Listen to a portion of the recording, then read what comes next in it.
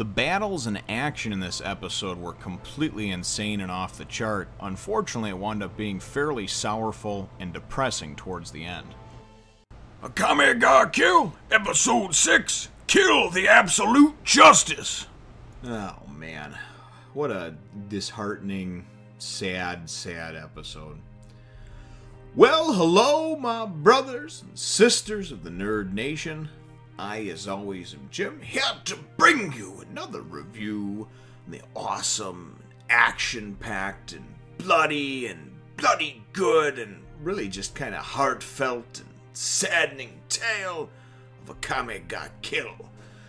Now, the last episode, of course, we've really been having a lot of these self-contained episodes, but the last episode, for the most part, focused primarily on the relationship between Tatsumi, which of course seems to be one of our main characters, or our main character, and then of course Sheele, and we wound up finding out about her background and everything else, as we have several of the other characters of Night Raid along the way.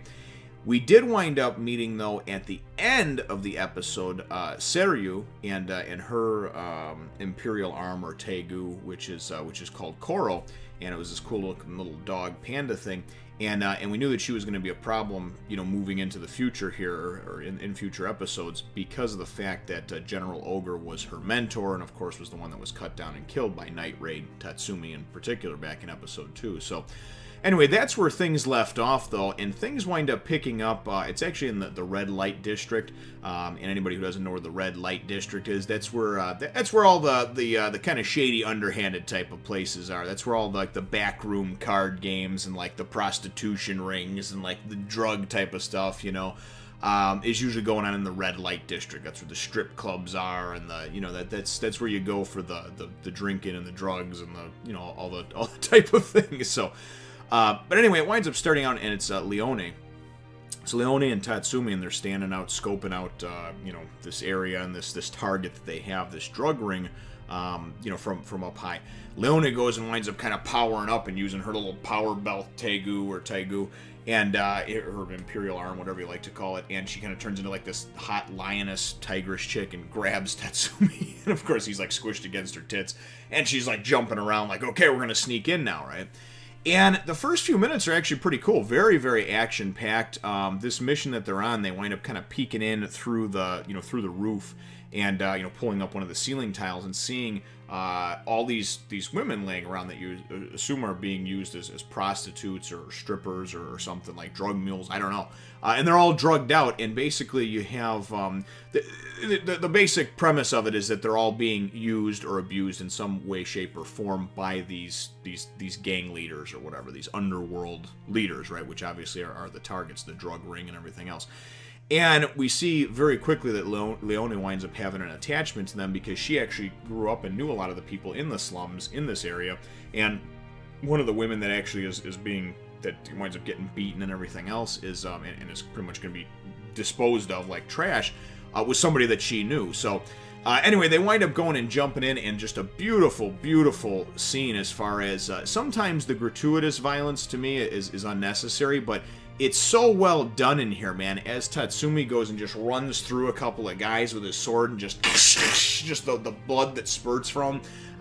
And the gore is on another level. I don't know how they get away with some of this stuff, man, because you would think some of it would have to be censored. I mean, he winds up like straight up cutting a dude in half, and you see like the guy's top half of his body go flying over and just kind of fall onto the ground. Leone grabs the last guy, and is holding him up by his throat, and the guy's like, what do you want? Money, this, that? And she's like, no, I don't want any of that. I just want your life, So they wind up taking out their portion of the target. The actual, I guess, target that they had that was maybe the head of this drug ring or something like that, wound up being taken out by, and we kind of see the aftermath of it as they're leaving, by Mine and Sheele. And now Mine, of course, is the one with the Tegu, the Imperial arm, that's the big sniper rifle, and Sheele, of course, is the one that was focused on in the last chapter and has the giant scissors. Well, they wind up going, and as they're running and trying to, obviously escape, and kind of get in and get out, as assassins do, Seru and Koro were hiding, waiting in a tree, and wind up just dropping on them, in the middle of this kind of big open park type area, right? And they're, and basically Seru, we know, wants to take out anybody from Night Raid, and especially because of the fact that her father was killed by bad people, I guess, or whatever. I don't know if it was Night Raid in particular, but then her mentor, of course, General Ogre, we know was. So the shit starts hitting the fan and escalates real quickly. And immediately in my mind, I was like, oh man, this is not going to be good, right? I was like, if somebody winds up dying, let's hope it be mine, because I'm not a big fan of hers, right? Anyway, this battle starts and winds up raging on between them. And we find out very quickly that Koro, it's cool because he goes and Mine goes and pulls out her gun and is like, the one who strikes first has the advantage. And she's like, and just starts laying down like a bunch of fire, puts this thing on automatic, When the dust settles, we wind up seeing that Koro, the cute little dog panda bear, has like hulked up and is a giant, like 10, 12, 15 foot tall panda bear looking thing now, right? And he's got a bunch of holes in it, and he goes and basically just regenerates and heals. So anyway, so Sheele winds up pointing out very quickly that this is it's a Taigu, but it's an organism-based one, and that organism-based ones will just keep regenerating unless you actually find like their core, right? Same thing with Akame's sword, the Mirasame. It can't kill anybody and poison them unless the thing actually unless it's a human being, or unless it's something with an actual heart. I guess I shouldn't say human being, unless it's something with an actual heart. So obviously these Taigu, they're not. It's an organism-based one, but it has some kind of core that has to be found. But it can keep regenerating itself until then. And really, just to see this thing in action is pretty freaking hardcore, man. She goes in first of all, she pulls up these Tonfa machine guns, Seru does, and then goes and sees that's not doing any good, and she winds up going and sending her little pet Koro in after, right? So Koro, go, and this thing goes and like just turns into this huge hulking beast with this big maw of like teeth and comes flying at Sheele, right? And Shelley's just like slashes this thing, dude, and it's so beautiful the way the thing just goes and like just blood spurts. It flies past her, right? Lands on the ground in a puddle of just blood and shit and everything else, right? And all the smoke that's coming up front. And she kind of goes and then just takes her sword scissors and just goes and just whips the blood off it, right? It reminds me of like Michonne from The Walking Dead, always whipping the blood off the katana. And then you go and you see this thing stand up behind her and go and that's when you find out that obviously it can regenerate and that there's no way to get through it. And this thing comes at her again, and she winds up going in and getting nailed by Mine. All these different attacks that wind up coming, and we got Mine and Sheele are pretty much pinned down. And like I said, it's just pretty much a back and forth affair. You see some great moves. Eventually, Sheele winds up kind of breaking off. Mine goes and is going to keep the beast or whatever, the Taigu, busy. And Sheele winds up going directly after Seru, right? And she starts coming after, and she comes after with this attack that she has where her whole, like, the metal on her sword scissors lights up and stuff, and she starts coming in with these fast and furious attacks. And even though she's backing her up, and it looks like she's starting to get the advantage, Seru is still pretty much holding her own. Then Sheele winds up jumping and coming with this attack at her, right? And Seru knows that to block or to avoid a fatal blow, she winds up giving up her arms, right? Reminds me of like Gon from Hunter x Hunter when he just gave up his hands or his one hand or whatever to take the bomber's explosion, the little flower, explosion. Anyway, so she winds up losing her arms. From the arm stump, she has these modifications where she's got guns in there, I guess, or whatever, or a gun in there, and she winds up going bing and firing this bullet, and you just hear like the echo, and then it goes and it like kind of pans the camera off, and I'm thinking, oh shit, she got shot, right? It then goes and comes back to Sheele, and no, she was able to deflect the shot. She comes in and hits her with another thing, hits Seru with another attack, and I'm thinking, man, this is great. Seru winds up going, and she knows that she's on the brink of defeat and death, right? And winds up saying, Koro, go into berserker mode now, right? All of a sudden, this thing just goes and just crazy, like, hulks up. Arms get freaking huge. Thing turns, like, red and maroon. It looks like a freaking alien now and not a cute little panda bear, right? And it's so fast, it's able to just go and just grab and snatch Mine up, right? And sitting there, you can just hear the, And that reminded me of, like, the female Titan from Attack on Titan when he's just sitting there and picked up one of the scouts and was just crushing him. Anyways, enough with the comparisons there. I apologize for that. Just, I was thinking, I'm sitting there and seeing, and I'm like, oh, man, and things like, and you hear, and things cracking, breaking. All of a sudden, Sheele comes back, winds up going and taking off its arm, lopping off its arm with its, with her Taigu or whatever, and lands, hits the ground, and then all of a sudden, ding, she gets shot, man.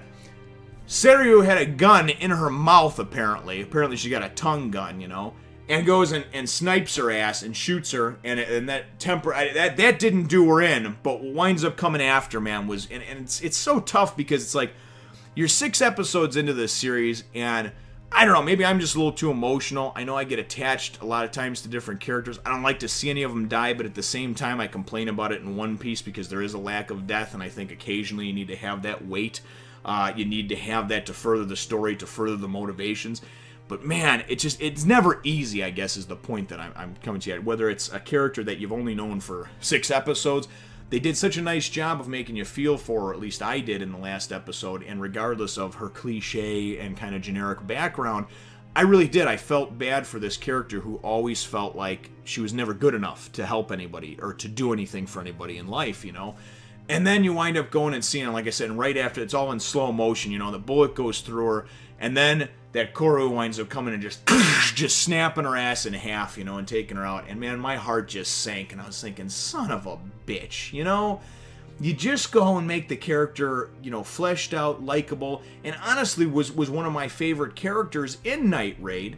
And not just because the last episode, I just thought she was a cool-looking character. I thought that her Tegu looked really cool. I just, you know, just was one of my personal favorites, you know. And now, gone. Anyways, so during an excruciatingly long, you know, moment where we wind up seeing these, like, flashbacks and Sheele and how she was kind of accepted by everybody and brought into Night Raid, and this is her family, and this is who loves her, and this, and you know, and it really truly was, it was a touching, moving moment for me. And definitely not a good thing to wind up seeing because it was so graphic the way everything was done. She winds up being split in half, is still able to go and pull out her, I think it was like ecstasy, her special move where she lights the whole area up, and she's telling Mine, get out of here, get out of here. Now Mine's got a broken arm, right? And she's trying to still pull up her sniper rifle so she can go, because she's like, I ain't done yet. But man, when she uses that move, when Sheele uses that move and just says, get the hell out of here, you know, she's sacrificing herself to be of service to save somebody else. She knows, because, what was I going to say, Seru wind up also going, Seru Ubiquitous, winds up going and about halfway through the battle blows on her whistle and winds up calling for help too. So they know that there's obviously reinforcements on the way and everything else. They've started arriving. Mine is able to narrowly escape out of there, and it's just so sad because you wind up seeing, you know, the Tegu hit the ground, you know, and then you see there's this cute little panda on it and everything, and then you just wind up seeing her and everything, and this thing, you know, finishes her off and eats her or whatever, this Koru. And Seru is sitting there with no arms afterwards, just leaning up against her big, you know, hulked up, crazed, you know, jacked up panda bear or what have you. Man, real tough though, real tough. The aftermath too, you know, Mine is sitting there, it's raining, and Mine has obviously told everybody what's happened, or they figured it out because she's come back alone. And Tatsumi's pissed, man. He's pissed. Who the hell did this and blah, blah, you know. And Agenda says, what are you going to do with that information? She says, what do you think? Revenge, you know. And she says, listen, we're just going to increase the body count if we don't do shit right now. He starts flipping, but that was our friend. That was our teammate, right? And my boy Bulak comes in and just goes, and just cold cocks him, bring him back down to reality, you know. Just got to give him a little... He's like, you know, what the hell is wrong with you? You're embarrassing yourself. You knew when you signed up for this shit. We warned you about this, that anybody could go at any time. Now, and he's not saying don't mourn the loss of your friend, but don't be stupid about it, you know. And it kind of brought him back to reality. The episode winds up ending up, though, with us seeing Esdeath, General Esdeath, who we were just introduced to, of course, briefly, and saw if she took out these 400,000 Northerners and had, you know, the leader licking her boots. In the last episode, we see that she has returned to the capital, and we can only assume that she's going to be on the hunt for, you know, for Night Raid fairly soon, if not in the next episode. I don't even know, but all in all, a very cool episode. A lot of action, very sorrowful, made me feel a lot of things. You know, a lot of love, hate, joy, resentment, all these different, you know, feelings. And for me, that's a good anime, that's a good manga, that's a good comic, that's a good book, it's a good TV show. If it can make, you know, can draw some emotions out of you, and that's what it did for me. So ultimately, very, very difficult to go and see, you know, Sheele and her character that I was just starting to become attached to be taken out so brutally like that. You know, but at the end of the day, I still really think it is a great show, and certainly looking forward to the next one. So, my episode question for you, though, brothers and sisters, is, and of course this one doesn't pertain to the manga readers because you've read ahead and you know what happens and everything else, but those of you that just picked up on it and are just kind of watching the series as it goes, did you expect a death of one of the, I guess you would say, main characters, one of the characters of the main group that we follow, Night Raid, so early into the show? Leave your answer to that question in the comments down below.